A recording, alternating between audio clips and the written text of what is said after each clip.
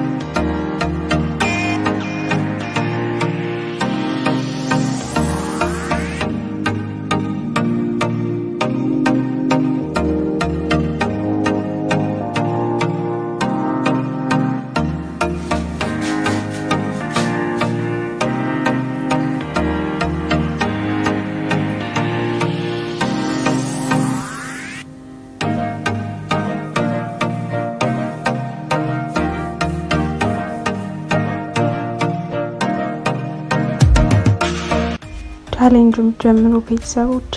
ፎቶ መነሳት ጸጉራችሁን መለካት አለባችሁና እሳት ለኩ እንዳትጀምሩ ቻሌንጁን ባካችሁ።